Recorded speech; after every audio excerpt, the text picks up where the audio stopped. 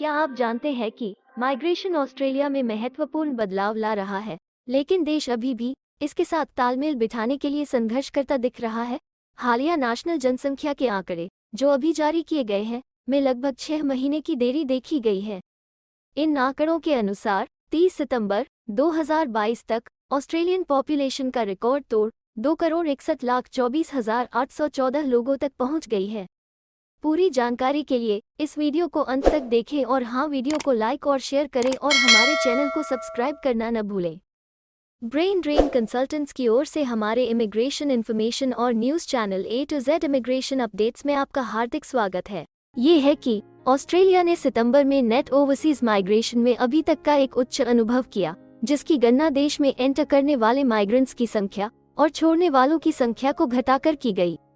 Australia के इतिहास में सबसे बड़े क्वार्टरली नेट माइग्रेशन इनटेक के पीछे का कारण महामारी के दौरान कम माइग्रेशन इनटेक को माना जाता है, जिसके परिणामस्वरूप कम इंटरनेशनल स्टूडेंट्स और टेम्पररी वर्कर्स हो सकते हैं जो सितंबर क्वार्टर के दौरान देश छोड़कर चले गए थे।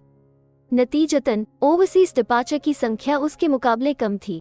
निस्संदेह ऑस्ट्रेलिया जाने के इच्छुक लोगों के बीच महत्वपूर्ण मात्रा में मांग थी, जो सीमा बंद होने के कारण रुकी हुई थी। जो लोग महामारी के दौरान देश में नहीं जा पा रहे थे, उन्होंने अंततः ये कदम उठाया, जिसके परिणामस्वरूप ओवरसीज अराइवल्स में उल्लेखनीय बढ़ोतरी हुई, जैसा कि सितंबर 2022 की तिमाही में देखा गया था।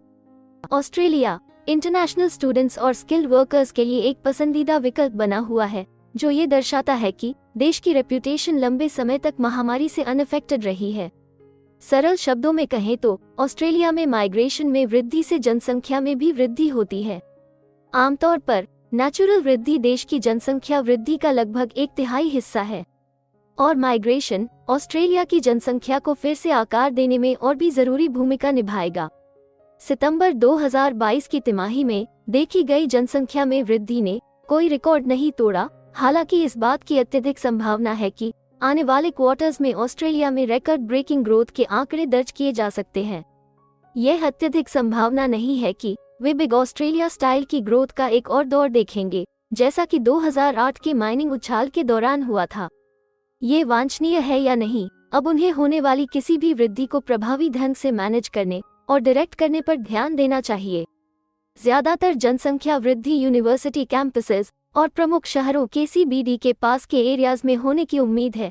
न्यूकमर्स मुख्य रूप से इंटरनेशनल स्टूडेंट्स या स्किल्ड वर्कर्स हैं, जिनके पास आमतौर पर कार नहीं होती और वे अपने वर्कप्लेस या कैंपस के पास रहना पसंद करते हैं। इन एरियाज में बिजनेसेस और प्रॉपर्टी के मालिकों के लिए यह अच्छी खबर है, क्योंकि इसका मतलब कस्टमर्स, वर्कर्स और किराए की मांग में बढ़ोतरी है।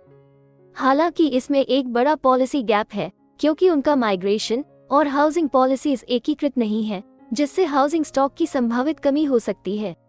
रैपिड पॉपुलेशन ग्रोथ को प्रभावी ढंग से मैनेज करने के लिए उन्हें ये सुनिश्चित करने की जरूरत है कि वे सही तरह की नौकरियों का इंपोर्ट कर रहे हैं, सही लोकेशंस पर पर्याप्त घरों का निर्माण कर रहे हैं और अफोर्डेबल हाउसिंग प्रदान कर रहे हैं। इसके अलावा उन्हें ये सुनिश्चित करने की जरूरत है कि इंफ्रास्ट्रक्चर का विकास पॉपुलेशन ग्रोथ के साथ गति बनाए रखे है। इस मुद्दे को नजरअंदाज करने के बजाय उन्हें रिकॉर्ड ब्रेकिंग माइग्रेशन के साथ आने वाली चुनौतियों का सक्रिय रूप से मैनेज करने की जरूरत है। हमें उम्मीद है कि हिंदी भाषा में इमिग्रेशन से जुड़ी जरूरी और सही जानकारी पहुंचाने की हमारी कोशिश आपको पसंद आ रही होगी। कृपया कमेंट में अपने सजेशंस और फीडबैक्स जरूर दें और हमें सपोर्ट करने के लिए हमारे चैनल को लाइक, शेयर और सब्सक्राइब जरूर करें। और हाँ, बेल आइकॉन को दबाना मत भूलिएगा। अपना कीमती समय देने के लिए धन्यवाद। एक और वीडियो के साथ आपसे फिर मुलाकात होगी। अगर आपको किसी और मदद की जरूरत है या फिर आप अपने विदेश जाने के सपने के लिए किसी भी चीज में पूछताछ करना चाहते हैं, तो आप हमारी रजिस्टर्ड माइग्रेशन कंसल्टेंट्स की टीम के साथ एक एक्सपर्ट काउंसलिंग सेशन बुक कर सकते हैं।